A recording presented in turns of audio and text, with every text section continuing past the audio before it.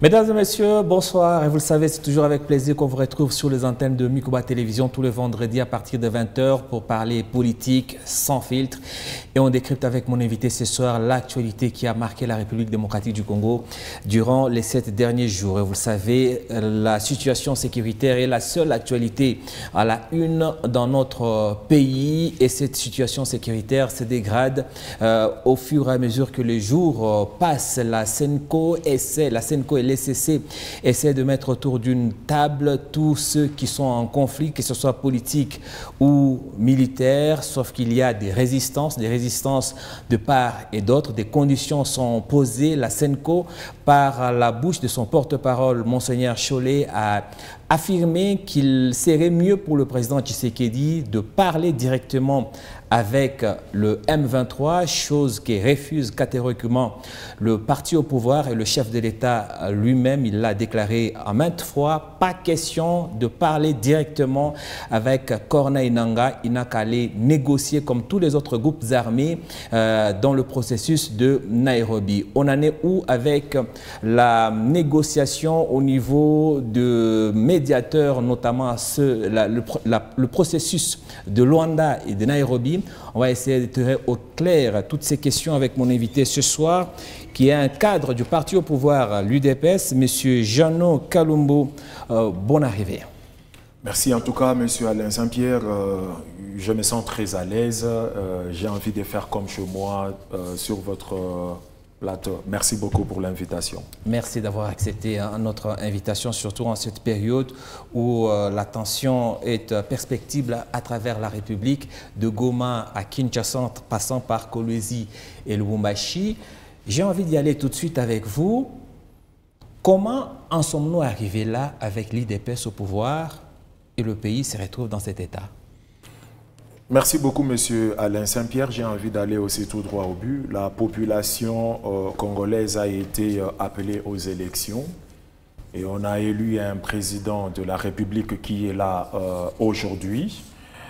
Après, l'UDPS a hérité des problèmes, d'un certain cahier des charges.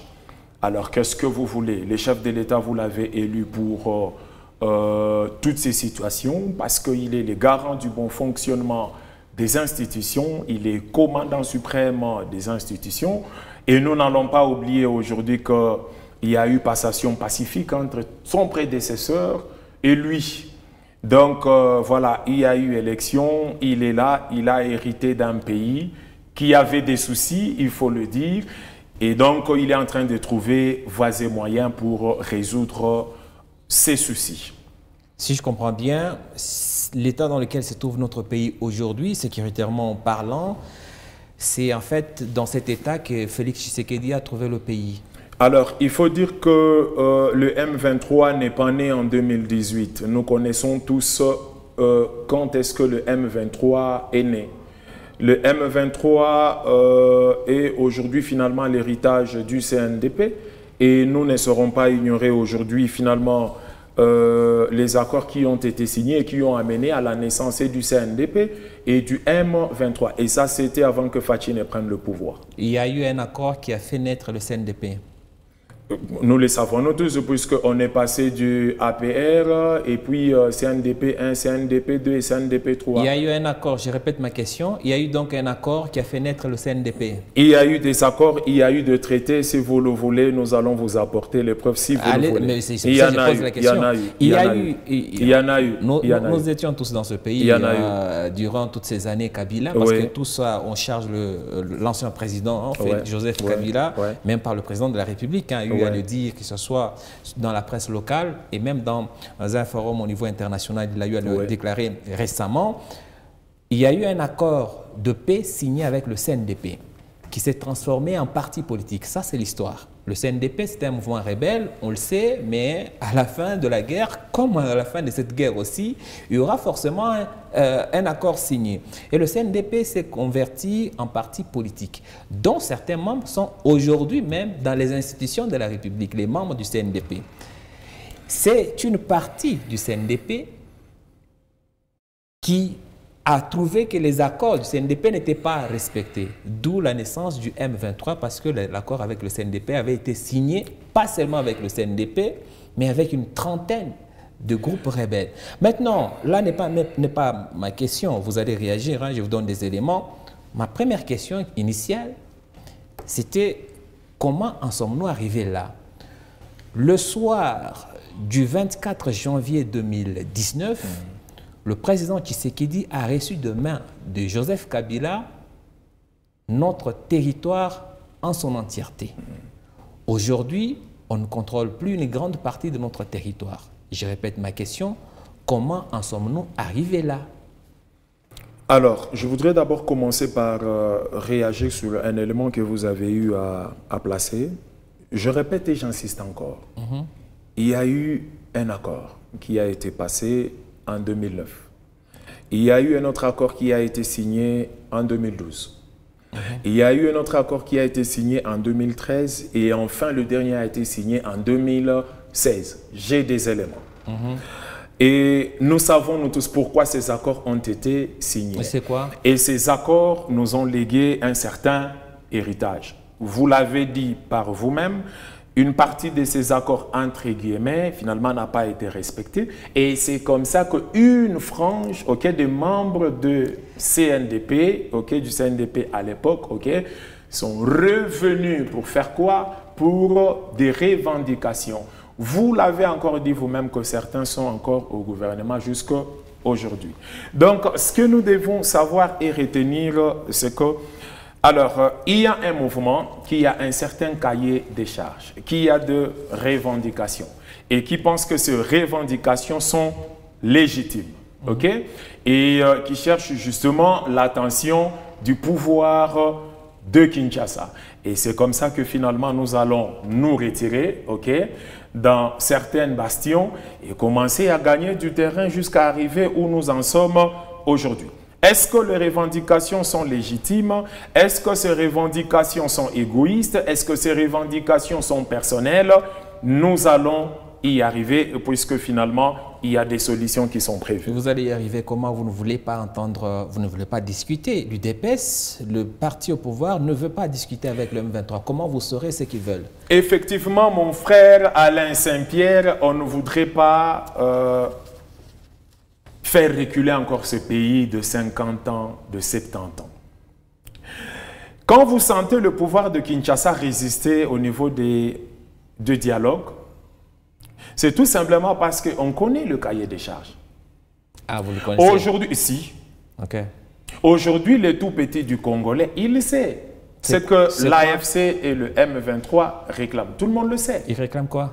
Tout le monde sait aujourd'hui ce que finalement M. Corneille Nangaa veut. Il l'a dit clairement. Et nous l'avons suivi. Il l'a dit clairement.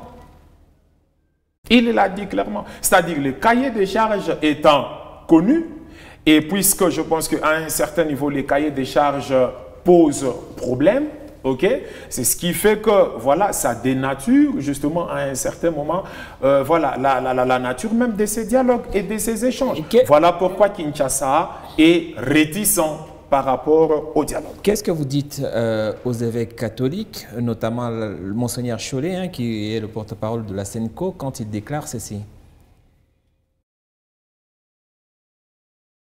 Donc je reviens à la question que tout le monde se pose. Le président Tshisekedi dit « Je ne veux pas m'asseoir à la même table que le M23 ». Vous avez parlé au M23. S'il donne des conditions dans les prochains jours qui vous semblent satisfaisantes, est-ce que vous allez dire, quand vous allez revoir le président Tshisekedi, il faut que vous vous asseyez à table avec le M23? En tout cas, c'est la recommandation que nous lui faisons.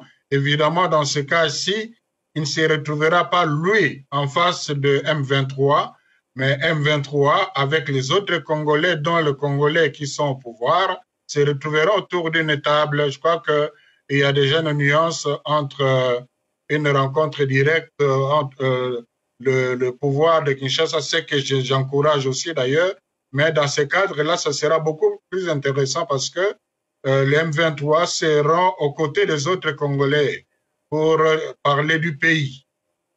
Mais donc, vous considérez qu'il faut parler au M23, que le M23, ce sont des Congolais et pas seulement des marionnettes rwandaises. Exactement, ils ont leur part de responsabilité. Et je ne vois pas comment on va gagner en paix en les mettant à côté. Il est impossible de gagner la paix en mettant de côté le M23 et selon les propos confirmés par l'abbé Monseigneur Chollet, c'est que les M23 ne sont pas seulement des marionnettes rwandais, mais ce sont des Congolais qui ont des revendications, vous l'avez reconnu vous-même ici. Est-ce que finalement c'est ce qu'il faut faire? Est-ce finalement la voie à suivre? Alors, moi je pense que déjà si c'était de revendications congolaises, ok, à un certain moment, mon frère Alain Saint-Pierre, il faut qu'on se regarde tout droit dans les yeux et qu'on se dise certaines choses. Ça veut dire quoi concrètement? Vous êtes Congolais, vous avez des revendications. Vous étiez chez vous au pays, vous étiez à Kinshasa, le siège de toutes les institutions, ok? Est-ce qu'il fallait passer par des à côté pour faire entendre votre voix? J'ai dit non. Monsieur Corneille Nangaa est autorité morale d'un parti politique. Ok?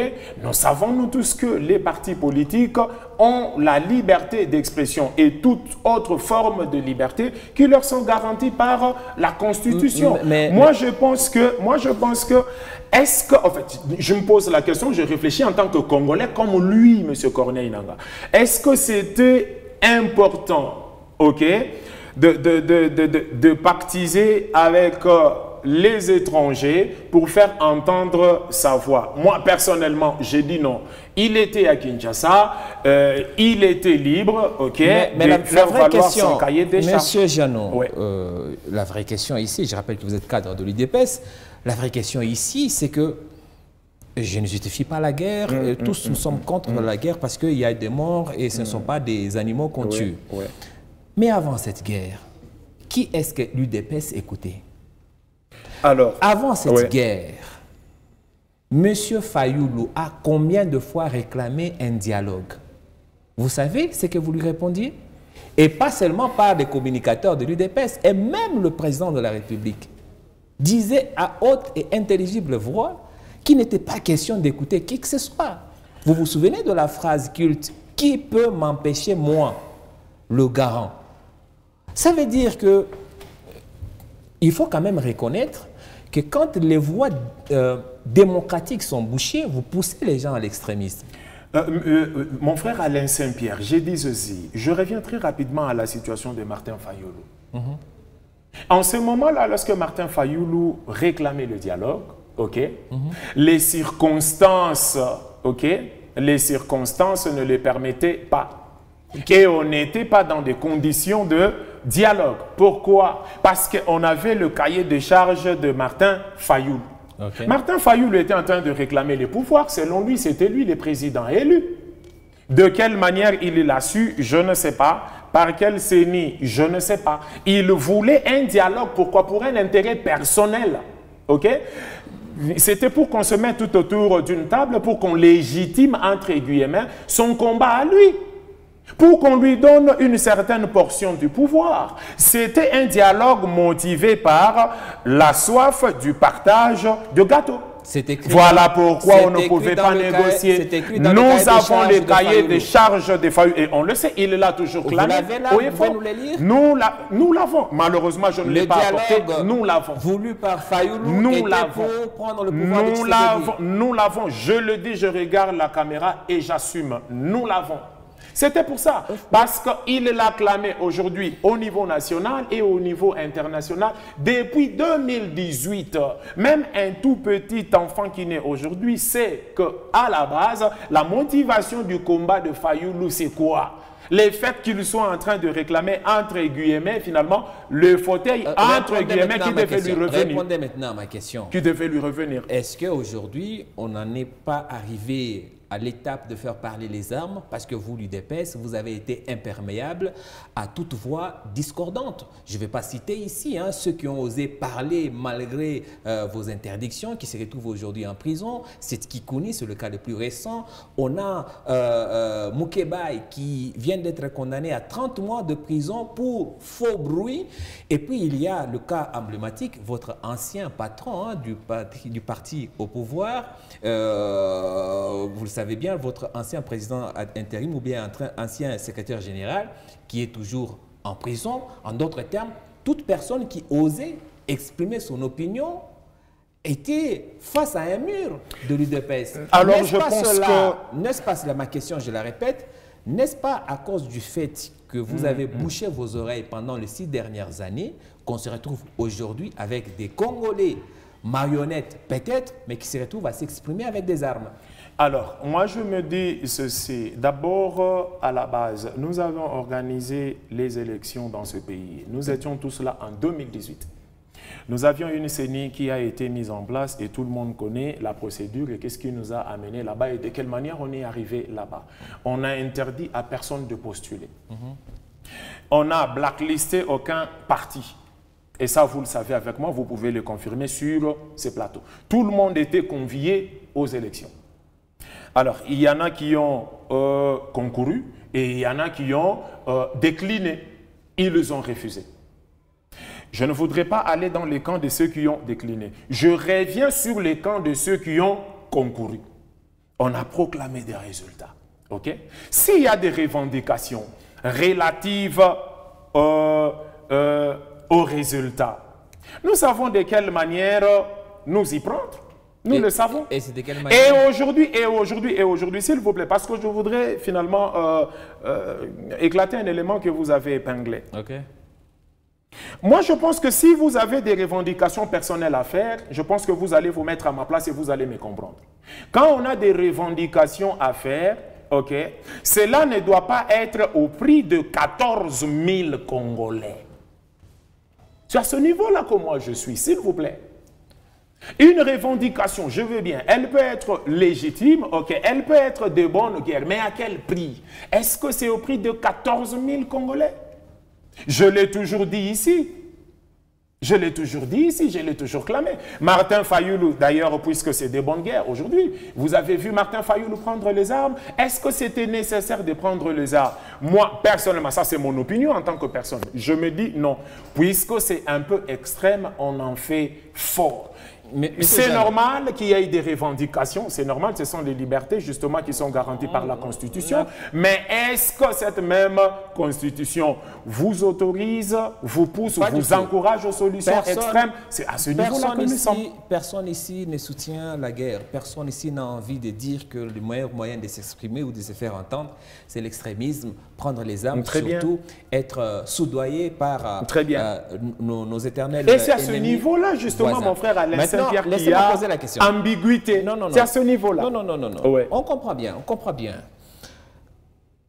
Là où la majorité des Congolais ont du mal à comprendre, à lire la ligne de l'UDPS, c'est que vous êtes quand même arrivé au pouvoir, vous avez trouvé un pays entier. Notre territoire national était entier quand vous l'avez pris pour le gérer.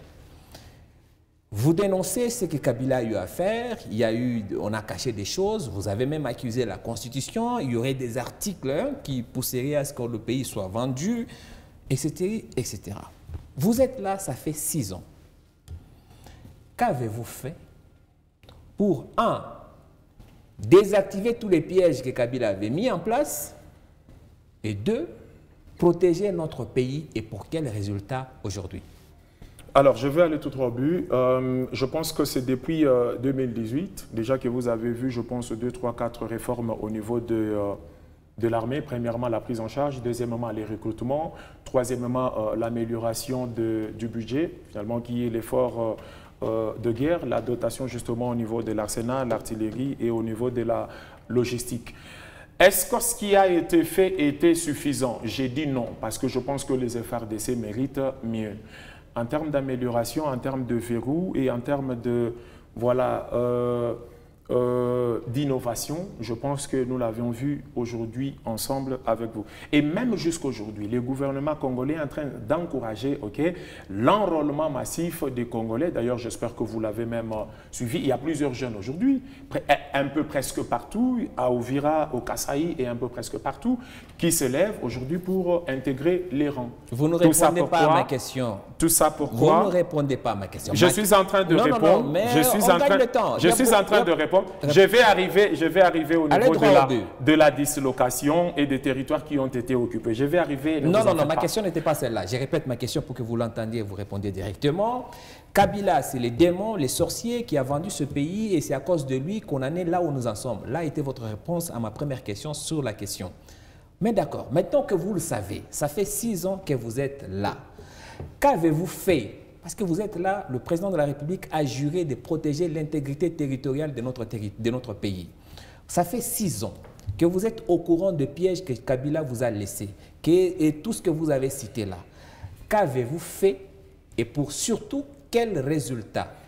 Je répète encore mon frère Alain Saint-Pierre, je dis ceci.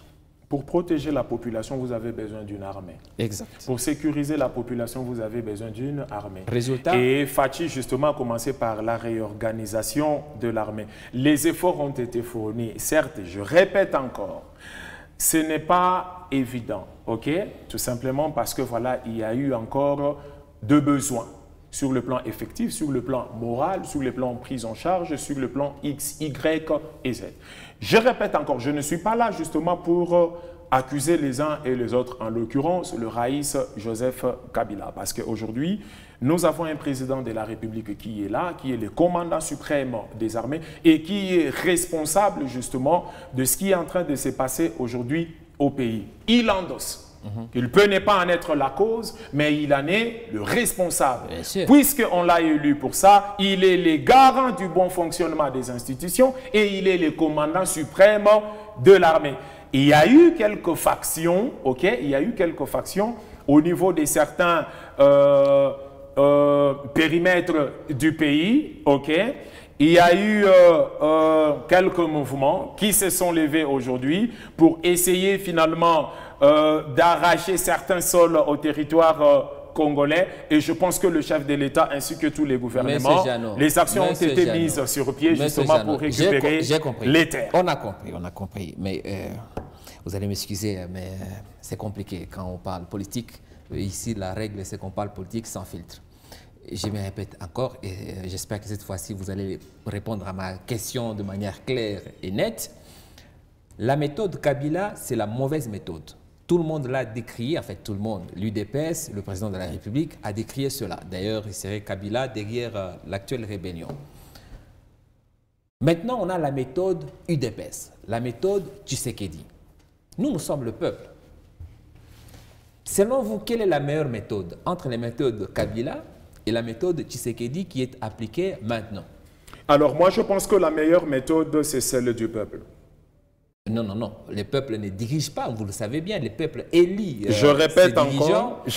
Et c'est les dirigeants qui décident de l'avenir du pays. Je répète encore. N'essaie pas de contourner la question. Je répète encore, mon frère Alain Saint-Pierre. Kabila, sa gestion décriée, ses accords décriés, Tshisekedi, l'homme qui a une vision claire et qui veut une paix durable pour notre pays. Entre sa vision, sa manière de faire les choses et la vision de Kabila et sa manière de faire les choses, laquelle est en train de sauver le pays? Je répète encore, mon frère Alain Saint-Pierre, la meilleure méthode aujourd'hui, c'est la méthode du peuple, c'est-à-dire la méthode du peuple d'abord. Moi, je pense qu'une méthode qui est centrée sur la politique du peuple d'abord, je pense qu'elle ne peut qu'être la meilleure et la plus souhaitée aujourd'hui par la population aujourd'hui qui se sent à un certain moment prise en charge et qui se sent sérieusement écoutée aujourd'hui. Je ne suis pas là pour faire les bilans du président Joseph Kabila. Je suis là aujourd'hui, ok, pour donner et très rapidement la position du peuple d'abord à la base. C'est pour ça que nous sommes là. Je sais qu'il y a des problèmes. Monsieur Jeannot. Je sais qu'il y a des problèmes. Je le sais. Écoutez-moi. avouez quand même que, à ces jours, l'UDPS n'a plus d'arguments. Et ça, c'est... En fait, vous savez, on dit l'humilité précède la gloire et l'orgueil précède la chute. Il faut commencer par reconnaître d'abord vos faiblesses. Et là, je vous demande humblement, de vous à moi, hein, reconnaissez quand même qu'à la date d'aujourd'hui, l'UDPS se rend compte qu'il n'a plus d'arguments. Alors, je voudrais répondre très rapidement à cet élément. Monsieur Alain Saint-Pierre, nous ne devons pas oublier ceci. La situation dans laquelle notre pays se retrouve aujourd'hui, c'est du vécu. Ce n'est pas la première fois. Joseph Kabila a vécu ça en 2012 et 2013. On a déjà pris Goma, encore une fois. Oui, mais on n'avait pas pris Bukavu. S'il vous plaît, s'il vous plaît, s'il vous plaît. S'il vous plaît, s'il vous plaît. Et on a pris Goma pour 10 jours. S'il vous plaît, mais on a indiqué quelque chose s'est passé pour qu'on indique. Et la chose qui s'est passée, c'est ce qui nous crée encore de problèmes aujourd'hui. C'est-à-dire quoi? Tout président de la République, ok? Même si c'était Martin Fayoulou qu'on aurait élu en 2018, il allait se retrouver toujours dans la même situation. Parce que c'est un héritage et on le sait. Okay. Et on sait d'où ceci est venu, vous le savez. C'est depuis, d'ailleurs, je vais vous le dire, puisque vous le savez, c'est depuis 1997 que la partie est de notre pays connaît ce problème. Est instable. Personne ne l'ignore. Joseph Kabila l'a hérité des bonnes guerres et il a su trouver, entre guillemets, des solutions à son époque. Ok, et aujourd'hui c'est le tour de Fachi. Alors allez-y comprendre que tout président de la République, à la place de Fachi, allait se retrouver dans la même situation. Même vous, mon frère Alain Saint-Pierre, aujourd'hui président de la République, vous n'allez pas éviter ces accords par principe de continuité. C'est de ça qu'il s'agit. Je ne vais pas entrer dans les accords parce que ni vous ni moi n'avons la copie de ces accords. Nous avons l'accord ici, je peux vous le lire si vous le voulez. Vous avez l'accord? Nous avons la copie ici. Nous avons la copie. Quel accord? Nous avons la copie.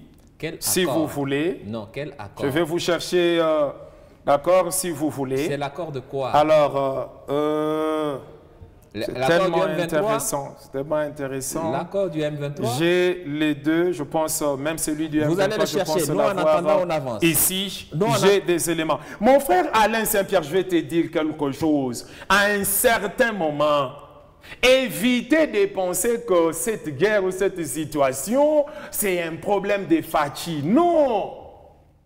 C'est là que je voudrais que l'opinion qui m'écoute aujourd'hui me comprenne.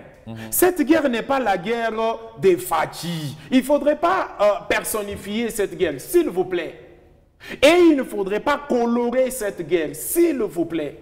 Moi, je pense que c'est une guerre, c'est une situation qui frappe aujourd'hui le Congo, ok? C'est une situation qui frappe la population congolaise. Attention, les 14 000 qui sont morts, ce ne sont pas les enfants de Fachi. Non. Les 14 000 ne sont pas de la famille biologique des Fachi. Très bien. Moi, je pense que ça fait partie de la population. 14 000, c'est beaucoup. On a compris. Aujourd'hui, s'il vous plaît, dépouillons-nous finalement de toutes les colorations politiques. On a compris. Venons ensemble comme population. Réfléchissons s'il est faux. Comment trouver des solutions. On est encore loin de la conclusion. Est-ce que les solutions... Est-ce que je peux poser une question? Je sais que ce n'est pas de la conclusion, mais permettez que je place seulement un petit élément pour essayer de cadrer nos auditeurs et nos téléspectateurs. Il faut qu'on avance de manière... Nous allons avancer. Juste une petite phrase, une dernière petite phrase. Dans merci beaucoup, merci beaucoup mon frère. Juste une petite phrase. C'est-à-dire quoi? Aujourd'hui, le pays est en danger, s'il vous plaît. D'ailleurs, j'ai envie de parler comme tout Congolais de manière normale. Fachi peut démissionner aujourd'hui. Il s'est dit, bon, je démissionne finalement, ok, que ce que vous voulez, en tant qu'individu, en tant que Congolais, je démissionne aujourd'hui. Moi-même, j'ai quitté toutes mes fonctions, je vais m'installer par exemple aux États-Unis. Il va continuer sa vie, il a sa famille biologique. Mais les 14 000 ne vont pas ressusciter.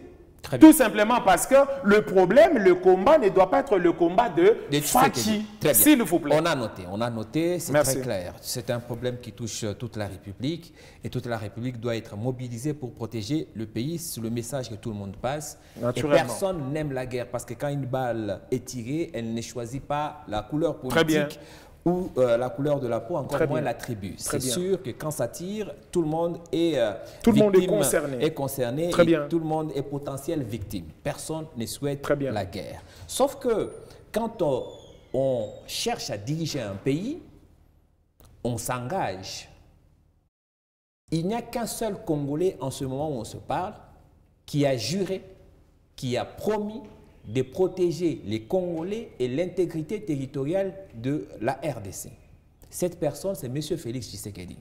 Donc, à un moment, on peut dire que c'est un combat des Congolais et on est tous d'accord, mais chacun a sa responsabilité. Les policiers ont leur responsabilité, les FRDC ont leur responsabilité. Nous, en tant que population civile, on a notre responsabilité. Très bien. La personne, la seule, je le souligne, qui a la plus grande responsabilité, c'est celle-là qui a juré de nous protéger. Très bien. Parce que la République lui a donné tous les moyens qu'il faut pour nous protéger. Il est à la tête de nos FRDC, à la tête de nos polices, à la tête de la justice, à la tête de la République. Et quand on désigne M. Félix sur ce problème qui nous touche, ce n'est pas parce qu'on les déteste, parce que c'est lui le gendarme de la République. C'est lui qui doit nous protéger, c'est notre père. Et on l'aime pour cela. Il y a M. Franck Diongo qui est proche des rebelles, et même on l'a vu à Kigali, qui a réclamé carrément la démission du président de la République. Et bien sûr, votre secrétaire général, le président Haï, Augustin Kabouya, a eu à le dire dans sa récente matinée politique, qu'il n'est pas question que Félix Tshisekedi démissionne, il faudra passer par tous les militants de l'UDPS pour y arriver. Vous, quelle est votre réaction par rapport à cette déclaration de Franck Diongo? C'est à ce niveau-là que moi j'ai des problèmes justement avec les politiques de la RDC. La maison brûle, vous amenez cahier des charges. On est complètement à l'ouest, il y a ambiguïté. Ça ne va plus. Une maison dans laquelle vous habitez, elle brûle. Pour prendre de l'eau et éteindre, vous posez des conditions. Ça n'a aucun sens.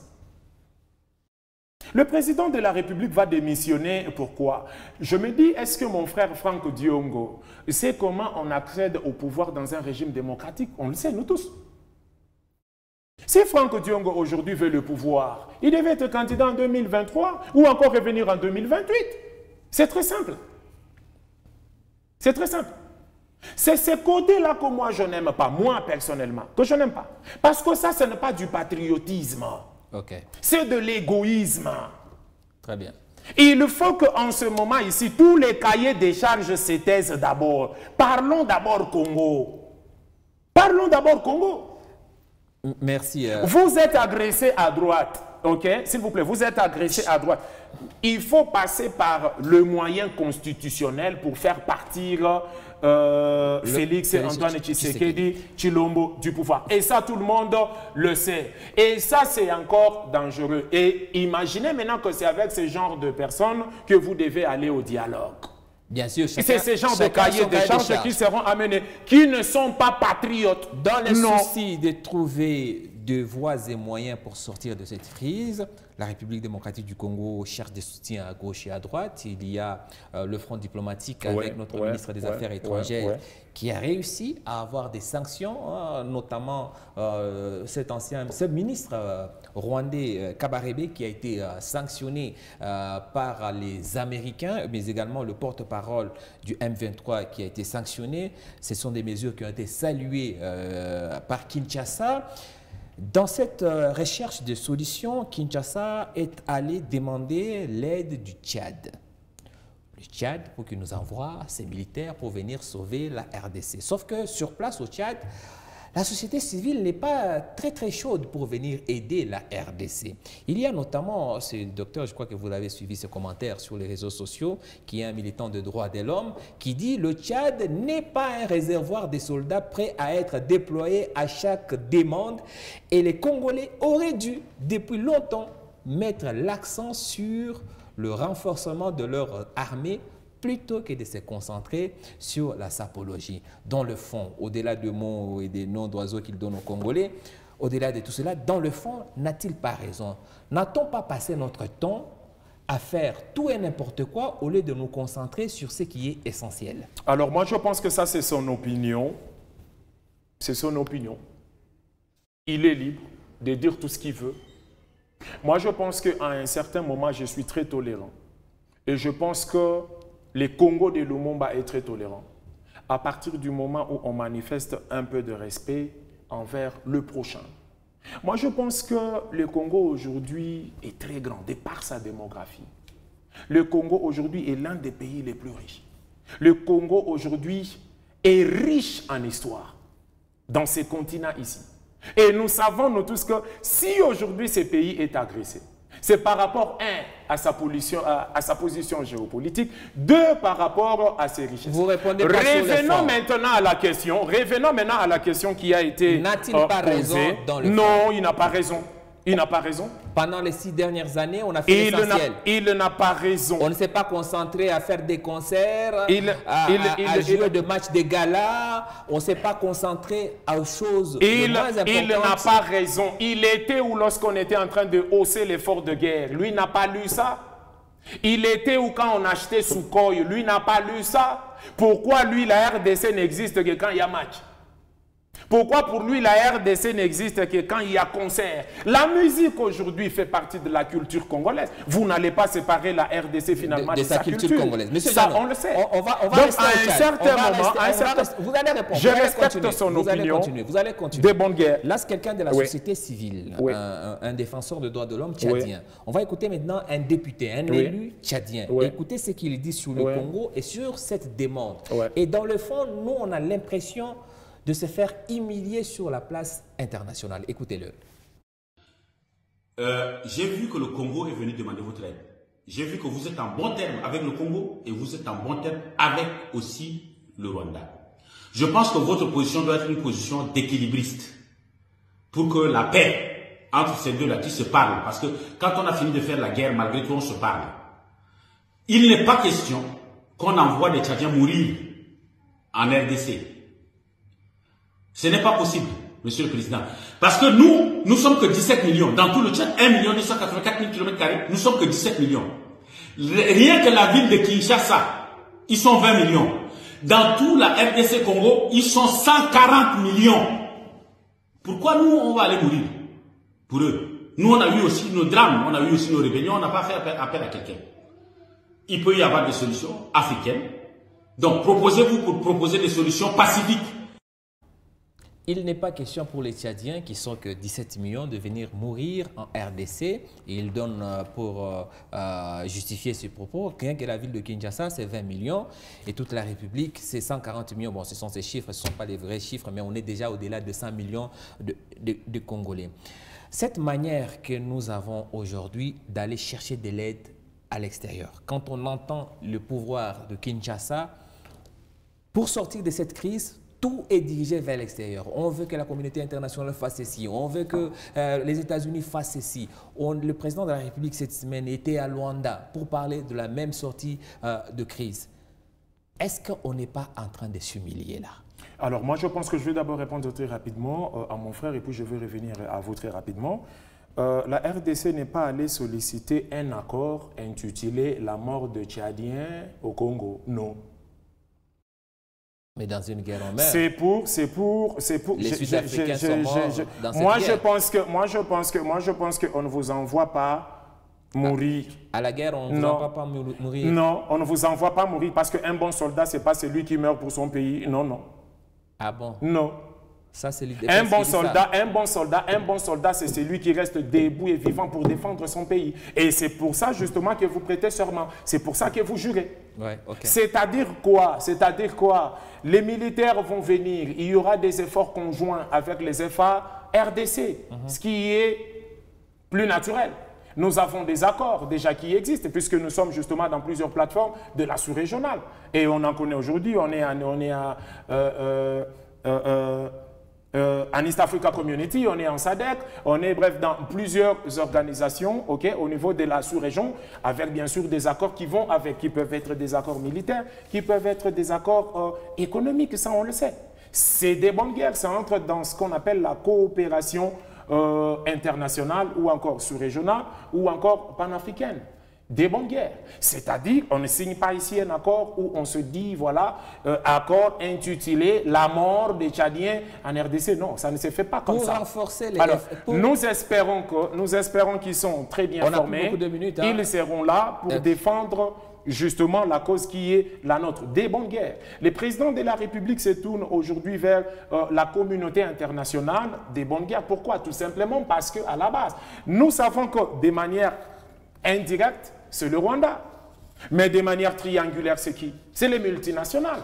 Qui sont tenues par qui? Est-ce que ce n'est pas par la communauté internationale? Est-ce que ce n'est pas une erreur de la part de la RDC de concentrer toute son énergie sur les éventuelles sanctions qu'on obtiendrait de la communauté internationale contre le Rwanda? Alors dire que la RDC a concentré toutes ses énergies sur les sanctions, j'ai dit non.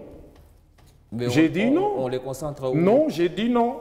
Je vais vous donner la répartition. Okay. Aujourd'hui, la guerre a atteint 3 dimensions. Okay? Vous avez le front, vous avez la diplomatie et vous avez le média. Okay. La diplomatie continue avec ses procédures, le front continue avec les efforts des FARDC, bien sûr soutenu par le gouvernement aujourd'hui à la base. Vous avez cité 3 fronts sur les 6 qui existent. Le front diplomatique, on voit les résultats, hein, pas plus tard que ce jeudi. Un Rwandais a été sanctionné par les Américains et un porte-parole du M23 a été aussi sanctionné.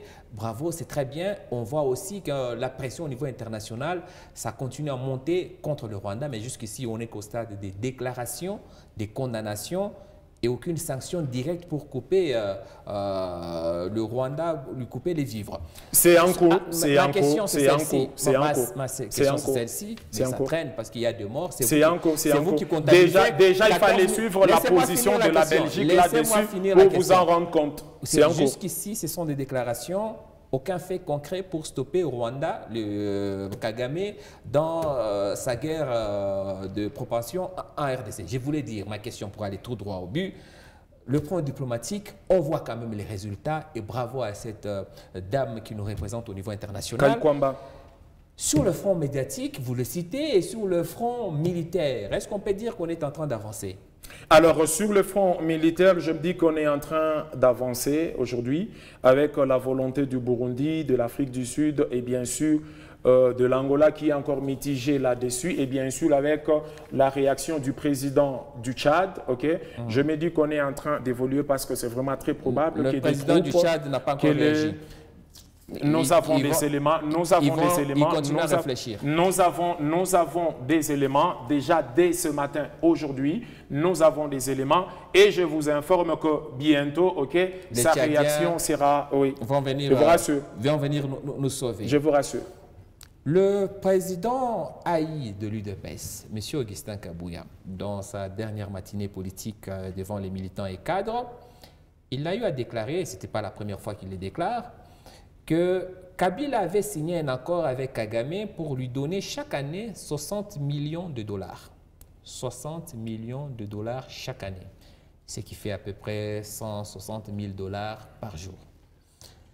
Le porte-parole du gouvernement de la RDC, M. Patrick Mouyaya, avec le ministre de Mines, ont déclaré que grâce à l'or volé en RDC, aujourd'hui, à la date d'aujourd'hui, les 60 millions c'était sous Kabila. Mais aujourd'hui, à la date d'aujourd'hui, le Rwanda gagne 64 millions de dollars par jour, rien que pour l'or. On n'a pas parlé d'autres minéraux qui gagnent. Donc, minimum 64 millions de dollars par jour grâce au pillage de la RDC. Ce qui fait 23 milliards de dollars par an. La question, selon vous, on avance ou on recule avec Tshisekedi sur ce cas précis, sur le gain du Rwanda en RDC? Alors, moi, je pense que les propos étaient très clairs. On a parlé du pillage et on vous a donné la durée. C'est effectivement pour ça que les Rwandais sont là. Et c'est pour ça qu'il Fachi se bat, pour que ces pillages s'arrêtent.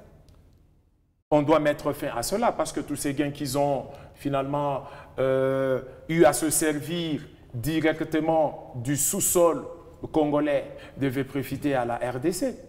Ou encore, s'ils les en voulaient, on aurait partisé d'une certaine manière sur des accords économiques, de la bonne manière pour que finalement, qu'ils jouissent de ce minerai. Mais alors, quand ils passent par le pillage pour essayer de se donner une certaine santé économique. Alors, à un certain moment, il faut que le Congolais se lève et qu'il dise non. Et c'est ce que Fachi est en train de fournir comme effort, ensemble avec les efforts fournis par les gouvernements. Oui. Vous venez, soi-disant, encore faudra-t-il le prouver, casser un accord qui existerait, que vous seul avez vu, de 60 millions par an. Les Congolais l'ont vu, ne vous en faites pas. De 60 millions par an au Rwanda. Et à la place, vous remplacez cela par un pillage de 23 milliards. Mais est-ce que vous avez... Vous savez, la politique, c'est aussi ça. Non, mais, il y a le langage... Non, mais quand vous dites vous les remplacez, le vous, ce qui exactement mais c'est le régime Tshisekedi. Mais concrètement, par le régime, vous faites allusion à qui concrètement? Mais le régime, c'est le régime, c'est le Et pouvoir. à quel service de manière concrète? Je vous cite les propos des officiels, ce n'est pas moi qui les dis. Je sais. Augustin Kabila a dit que cette guerre nous est menée parce que Félix Tshisekedi a osé rompre un accord qui existait entre Kagame et Kabila. Laissez-moi finir. Ce qui est des bonnes guerres. Millions. Oui. Vous cassez cet accord. Encore faudrait-il nous le montrer quand et où ça a été signé et quelles sont les traces des 60 millions qui étaient versés chaque année à Kagame. Je ne doute pas de votre crédibilité. Mais vous cassez cet accord qui faisait une certaine stabilité parce que ça aurait duré de 2013 à aujourd'hui. Très bien. Vous laissez le vide qui fait que le Rwanda aujourd'hui se retrouve bénéficiaire de 23 milliards de dollars. Est-ce que vous nous avez aidé à avancer? Je répète encore, mon très cher frère Alain Saint-Pierre. Il y avait un accord qui a été signé, entre guillemets, en 2013. Qui aurait été signé? Qui aurait été signé en 2013, qui a profité. Fachi vient, il les casse. D'abord, on acclame pour ça, bravo, nationalisme, patriotisme, des bonnes guerres, puisqu'il est élu pour ça. Mais après, il y avait un autre pillage en parallèle. Il y avait un autre pillage en parallèle qui était en train de continuer et qui aujourd'hui finalement soutenu et garanti justement par l'étranger. Et ça, on le sait. Donc, on le sait. Les 23 milliards, le Rwanda en profitait déjà à l'époque de Kabila. Déjà depuis l'époque jusqu'à aujourd'hui. Il faut le dire. On va avancer très rapidement dans ce débat. Il ne nous reste malheureusement pas beaucoup de temps avec vous. On a beaucoup de choses à se dire, mais malheureusement, le temps nous fait défaut. Actuellement, il y a la SENCO et l'ECC qui essayent de mettre autour de la table toutes ces personnes présentes dans ce conflit, que ce soit politique, social ou militaire. Le président de la République avait reçu les évêques et les représentants de l'ECC. Après, on voit qu'il y a nos amis des églises de réveil, les confessions religieuses, qui ont d'ailleurs été reçues par M. Martin Fayoulou. Pour un processus presque parallèle, parce que Fayoulou a déjà été vu par les catholiques. Et en même temps, vous allez répondre le tout en même temps, en même temps, on a vu au niveau du Kenya, les évêques catholiques être reçus par M. Ruto, le président kenyan. Le lendemain, 24 heures après, on a une délégation de membres du gouvernement de Kinshasa, 3 ministres et M. Lambert Mende, reçus par le même président. Et au fond, c'est une parenthèse, on le sait tous, que ce n'est pas notre ami dans ce conflit. Il est plus ami de Kagame que notre ami. Ces dédoublages de processus, ça ne démontre pas un manque de sérieux dans ce qui nous arrive. Voilà pourquoi je l'ai même dit, je pense, dans l'un des numéros, je pense sur un plateau de télé, je pense quelque part, je le dis. Moi, personnellement, je ne donne pas de crédit à cette manière de faire, à ces fameuses consultations. Il n'y a aucune crédibilité dans ça. Non. Pourquoi? Parce que ça va dans tous les sens. 1.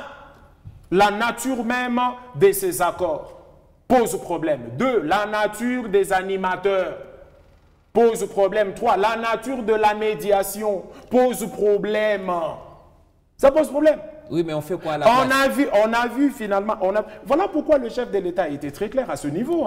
Oui. Quand il a reçu les CC et la SENCO, il était très clair à ce niveau. Mais ces membres du gouvernement qui sont allés au Kenya, qui les a envoyés? Non, mais qu'est-ce que vous voulez? C'est une délégation qui a été envoyée. Ça, c'est une délégation qui a été envoyée à mission officielle. Ben oui, pourquoi? Non, mais effectivement, pour essayer de trouver voies et moyens. Pour essayer de trouver voies et moyens. Je sais où vous voulez m'amener. Je sais où vous voulez m'amener avec M. Ruto. Parce que M. Ruto, je vais vous dire quelque chose qui va vous faire du bien. M. Ruto, on connaît sa position. Ok? M. Ruto a même dit clairement lors de ses sorties médiatiques, et même à Dar es Salaam, on le sait, il a dit clairement que le dialogue n'était pas une faiblesse, on le sait. Il l'a dit. Et nous connaissons très bien la position de M. Ruto. Mais qu'est-ce que vous voulez? La politique, c'est le domaine des intérêts. Aujourd'hui, pour faire basculer Ruto en faveur de la RDC, il faut lui proposer un deal. C'est très simple. Parce que c'est très bien ça. Parce que sur le 13 pays de EAC, ok, vous avez 10 pays. Vous avez 10 pays. Qui sont qui? Des bradeurs, qui sont des fournisseurs, qui sont des preneurs, qui sont des vendeurs, des minéraux de la RDC. Et tous sont d'avis qu'il y ait un certain dialogue. Pourquoi? Pour qu'il y ait partage du gâteau, nous le savons. Mais maintenant, s'il faut finalement qu'on déjoue un peu cette stratégie de EAC, qu'est-ce qu'il faut? On propose un deal, un bon deal. Un bon deal. Oui, pas un deal dangereux. Ouais. Non. Il faut proposer un deal. Et qu'est-ce que le Kenya gagnerait dans ce bon deal? Oh, mais c'est très simple. C'est qu'il a toujours souhaité depuis tout ce temps. Et c'est quoi? C'est qu'il a toujours eu à gagner quand il soutient le Rwanda. Oui, c'est quoi? Et vous le savez. C'est les minéraux. Les minéraux. Très simple. L'argent. Très simple. Donc, on va se retrouver à faire ce que vous avez reproché à Kabila. Non, cette fois-ci, on va pas... S'il vous plaît, en fait, il y a deux choses, mon frère, que tu dois savoir sur ces minéraux. On a eu à pactiser, ok, sur le minerai, mais de manière politique et de manière militaire. C'est ce qui est dangereux. Maintenant, on va le faire. Il fallait pactiser de manière économique. C'était ça, finalement, l'intelligence économique qu'il faut présenter. S'il vous plaît, mon frère, je finis. Je finis cette phrase. C'est ce que vous avez fait avec Paul Kagame en signant avec lui des accords économiques?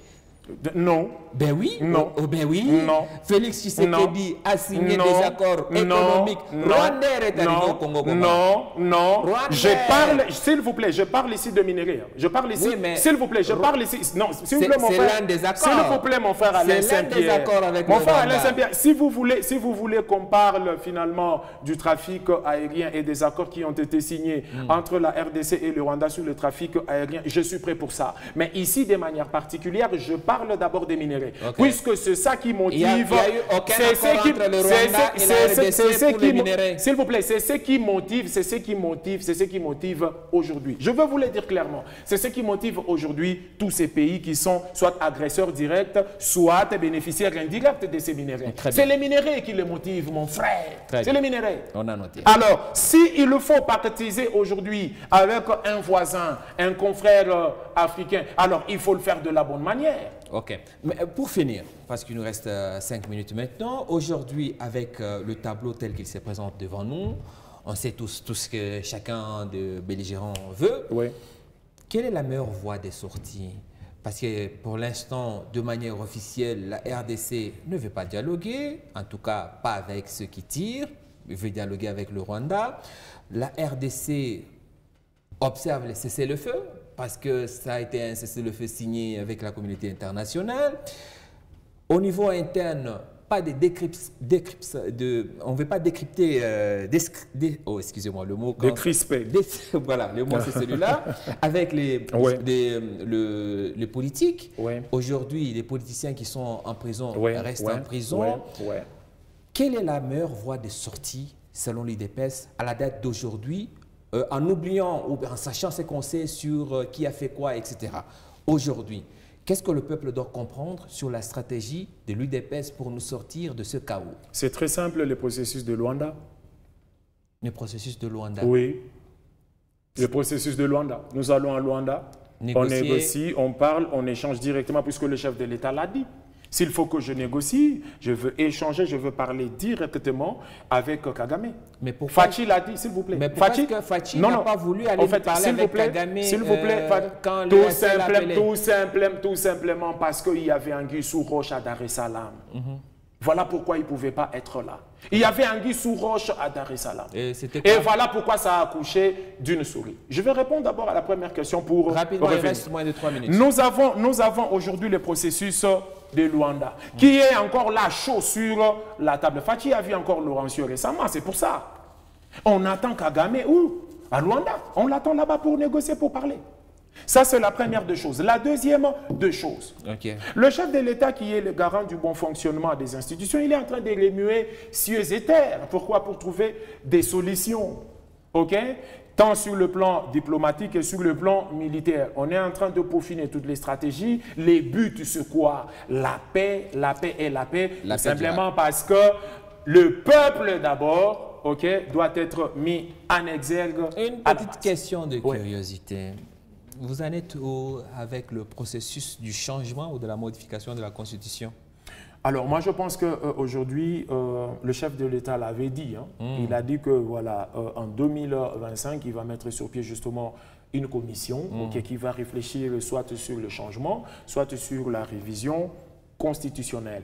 C'est un des éléments de taille, mais qui n'est pas encore prioritaire parce que ça ne peut pas être plus prioritaire que la sécurité. Qu'est-ce qui peut être plus prioritaire que la sécurité? Oui, Rien du tout. Quand il parce que la sécurité, quand il en parlait, la sécurité, pays, mon frère, je finis, la sécurité passe avant tout. Mais il n'a pas modifié la Constitution. Il était en train de réfléchir à haute voix. Il a juste réfléchi au micro. Est-ce qu'Augustin Kabouya, président haï de l'UDPS, président de la majorité au pouvoir, a-t-il raison quand il dit que vous, UDPS, vous n'avez pas aidé le chef de l'État?